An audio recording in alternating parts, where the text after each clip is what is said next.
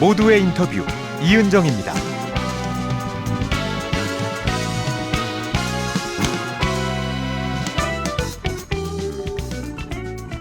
여러분 안녕하십니까? 이은정 프로듀서입니다. 국민 4명 중에 1명은 평생 한 번 이상 정신질환을 경험한다는 조사 결과가 있습니다. 그만큼 정신장애를 호소하는 분들도 늘어나고 있고요. 국내 정신장애인 등록수도 해마다 증가하고 있다고 합니다. 하지만 정신장애를 겪는 분들 중에는 자신의 상태를 숨기는 분들이 많다고 합니다.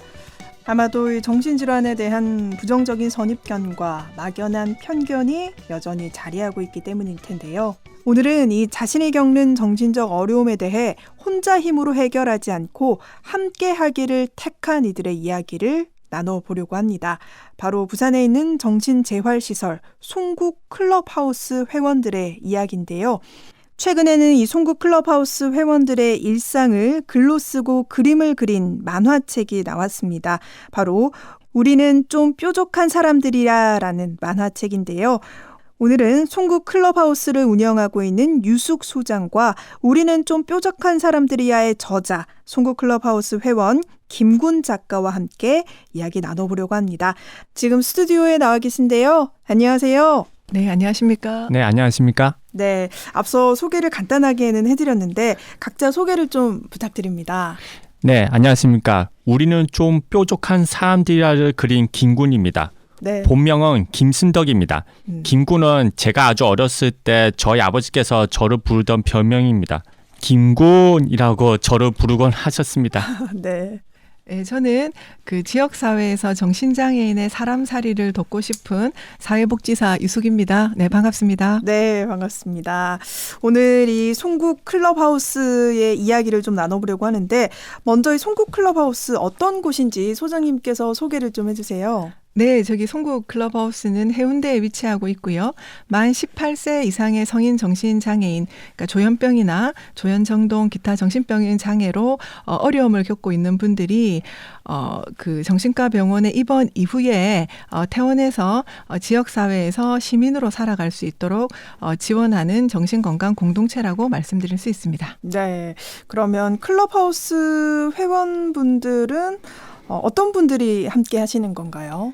네, 이제 정신건강에 어려움을 호소하시는 분들 중에 네. 재활을 희망하시는 분들이 많이 참여를 하는데요. 네. 송국 클럽하우스의 미션이 성장과 가능성에 초점을 둔 클럽하우스로 건강, 교육, 취업, 독립생활의 기회를 제공하고 정신장애인이 지역사회에서 존중받을 수 있도록 살아갈 수 있도록 지원을 하는 곳입니다. 네. 그래서 그 이제 다른 시설하고 달리 24시간 운영되는 것이 아니라 네. 낮 동안에 이용하는 이용시설이고요. 주간 재활과 직업재활 프로그램에 참여해서 사회활동의 기회를 제공하고 병으로 잃어버렸던 꿈과 기회를 제공함으로써 네. 본인의 삶을 살아갈 수 있도록 지원하는 곳입니다. 네, 그런 점들이 또 다른 재활시설과는 좀 다른 점들이라고 할 수 있겠네요. 네. 그래서 이제 송국 클럽하우스는 이제 클럽하우스 모델로 운영이 됩니다. 그래서 서포트하는 스텝인 직원과 그다음에 이제 송국 클럽하우스의 멤버로 등록한 우리 회원들이 파트너십을 바탕으로 클럽하우스 운영에 필요한 모든 일을 함께 운영한다는 측면에서 좀 차이가 있고요. 처음 시작할 때 그 알코올의 AA 자조에서 시작을 했기 때문에 회원분들의 어떤 이제 활동이라든지 이런 것들이 많이 두드러진 이제 그런 모델이라고 보실 수 있습니다. 네, 클럽하우스 형태의 재활 시설인데요. 이 송국 클럽하우스의 회원들 또 여기 일상을 담은 책이 우리는 좀 뾰족한 사람들이야라는 만화책입니다. 이 최근에 책이 나왔는데요. 오늘 함께하고 있는 그 김군 작가가 이 책을 만화 글도 쓰고 그림을 그린 거죠. 네, 그렇습니다. 네. 김군 작가는 처음에 어떻게 이렇게 클럽하우스에 왔고 또 그때와는 지금 좀 어떻게 많이 달라졌다고 느끼시는지도 궁금해요. 제가 송국에 처음 왔을 때는 장애인 시설이라는 사실에 송국에 다니기가 싫었다는 생각이 들었습니다. 네. 스스로 내가 불편하다는 점에 그래서 저는 인정하기가 아주 싫었었죠. 하지만 송국에 다니다 보면 취업을 구할 수 있을지도 모른다는 생각이 들어 제가 송국에 다녀보기로 결심했습니다. 그리고 송국에서 사람들과 대화를 많이 나누고 다양한 직장을 경험할 수가 있게 되었습니다. 네. 얼마 전에는 만화책도 출간하게 되었더라고요. 네. 그래서 저에게 직장인, 김군 만화가 이 두 가지라는 존재가 저에게 큰 변화를 주었습니다. 네, 처음에는 좀 꺼려졌는데 네. 시설을 다니기가. 네. 근데 지금은 사실 이 만화 작가가 되셨는데 어떻게 송국 클럽하우스에 다니시면서 이 이야기들을 만화로 좀 그려내야겠다라고 생각했는지 어떻게 그 처음 시작이었는지도 궁금해요. 네. 2년 전 저랑 항상 면담을 나누시는 이상석 씨가 네. 제가 만화를 좋아한다는 사실을 아시고 저에게 웹툰 제작이라는 새로운 업무를 추천해 주셨습니다. 네. 그래서 부서에서 회원들의 사연을 각각 받으면 제가 그 사연을 보고 만화로 그려낸 겁니다. 네. 사연에서 느껴지는 표정이나 행동을 나름대로 그렸던 겁니다.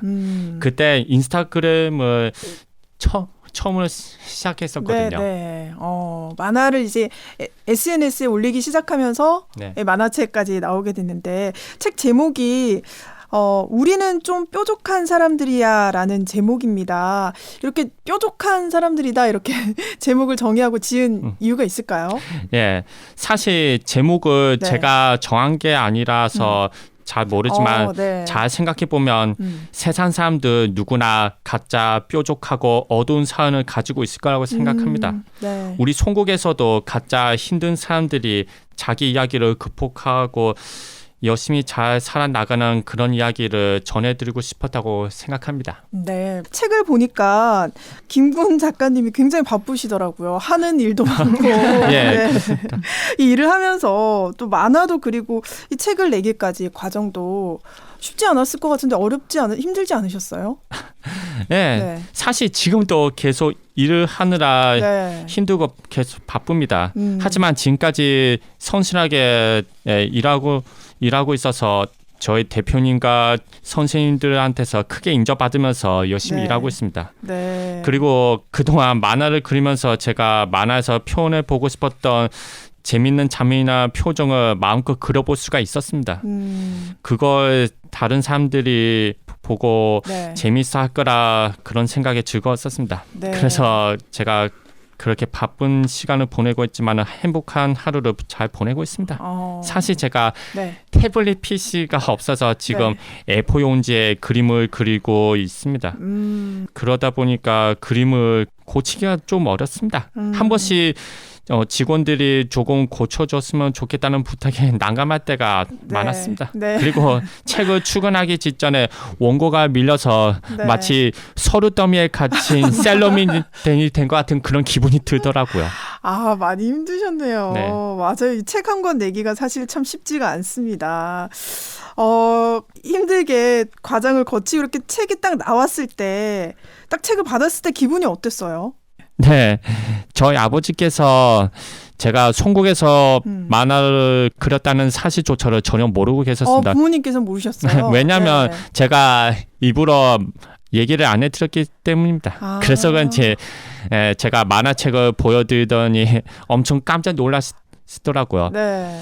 그리고 물론 어머니께서 깜짝 놀라시면서 저에게 너무 자랑스럽게 여기며 축하하다고 전했었고요. 네. 네, 저희 클럽하우스 사람들 모두가 저에게 만화를 아주 재밌게 잘 보고 있다면서 네. 칭찬도 해주셨어요. 그땐 네. 정말 매우 기쁜 순간이었습니다. 네, 저도 책을 한번 읽어봤는데 책을 이렇게 쭉 보니까 여러 회원들의 사연도 있지만 또 김군 작가의 어떤 또 살아온 이야기들이나 또 일상들에 대해서도 또 나와 있던데요. 김군에게 따뜻하게 했던 사람들도 있었지만 또 김군을 힘들게 했던 사람들도 있었잖아요. 네.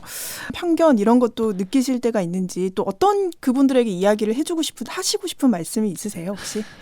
네.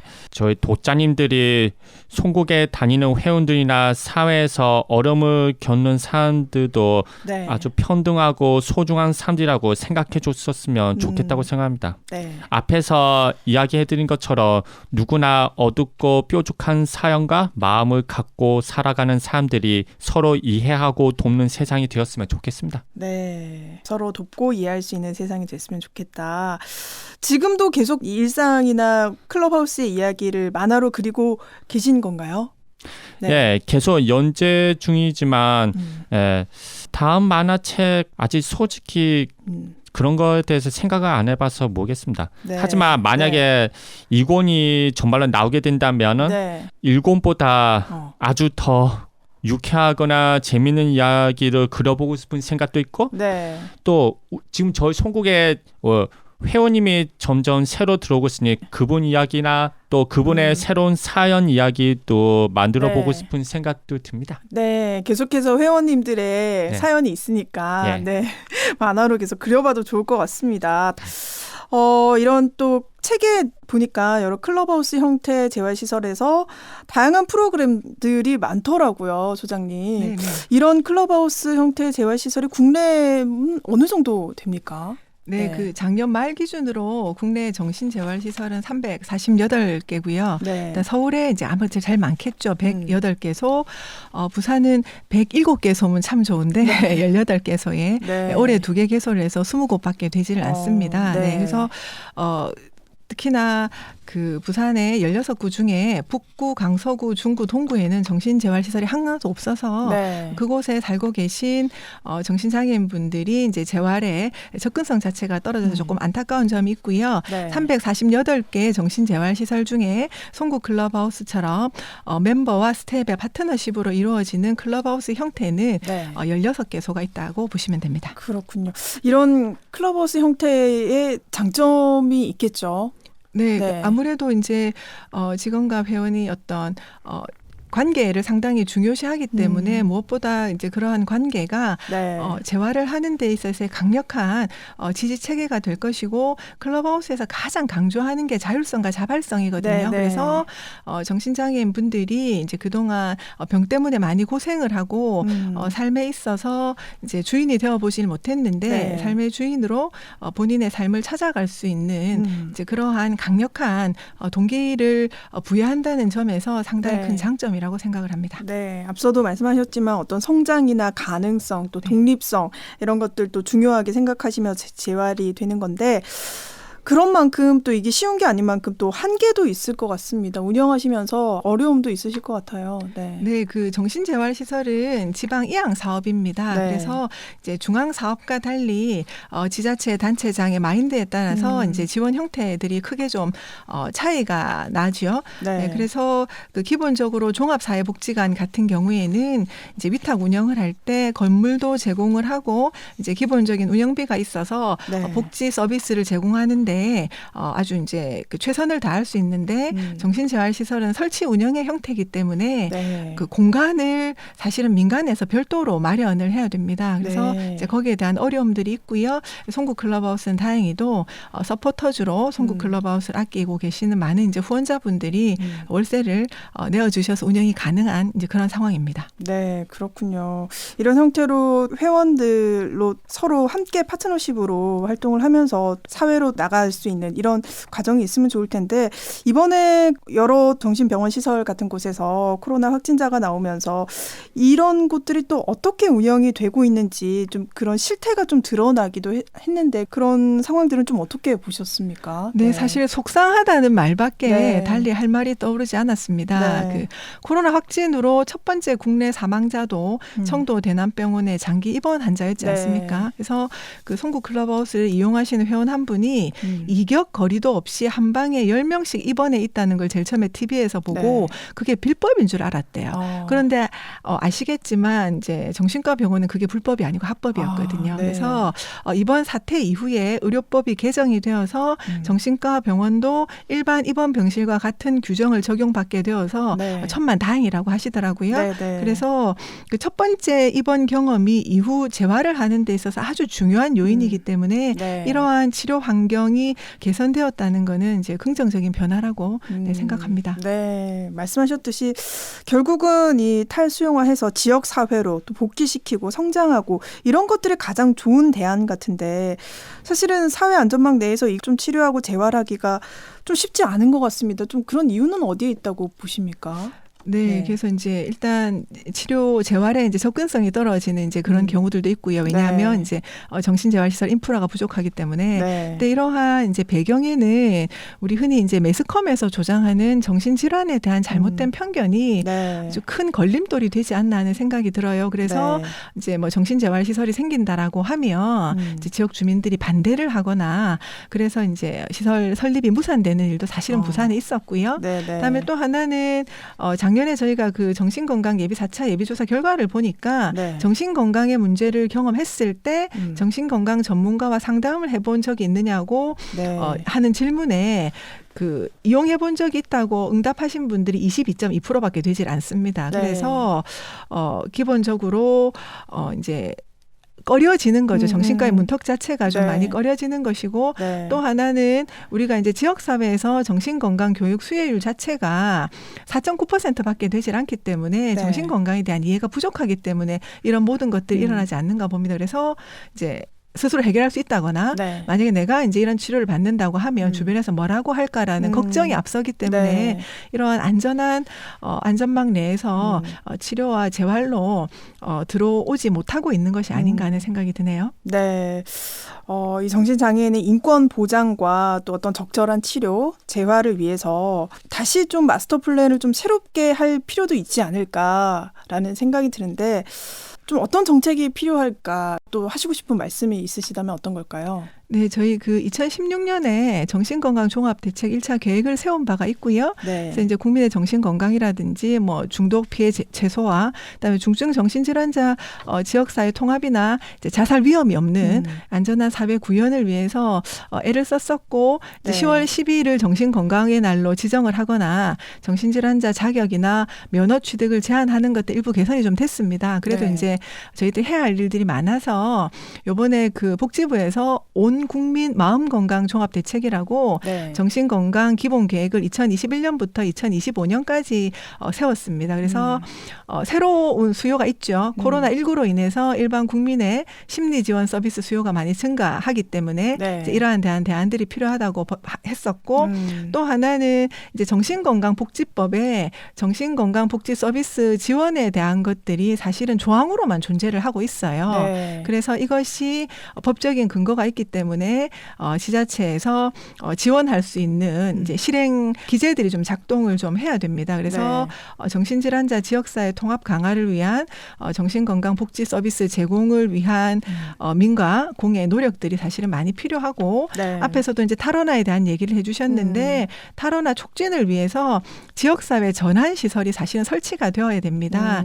이게 병원에 계신 분들이 이제 사회적 입원이라고 하지요. 증상은 네. 많이 호전되었으나 네. 이제 지역으로 나갔을 때 함께 살 가족이 없어서 퇴원을 못하는 경우들이 있어서 네. 이런 분들이 충분히 준비하고 갈 수 있는 중간 다리이자 그다음에 지역에 계시더라 하더라도 스트레스로 증상이 일시적으로 악화가 됐을 때 입원 대안의 단기 쉼터 기능이 필요하거든요. 네. 그래서 이제 이러한 지역사회 전환시설 설치 그다음에 아까 그 정신재활시설이 북구, 강서구, 중구, 동구 4개 구에는 전혀 전무하기 때문에 네. 이런 것들이 기본적으로 좀 갖춰져야 정신장애인들의 인권과 그다음에 재활과 회복을 위한 네. 밑거름들이 만들어지지 않을까 생각합니다. 네, 좀 단계를 나눠서 좀 접근할 필요가 있겠다라는 생각이 드는데요.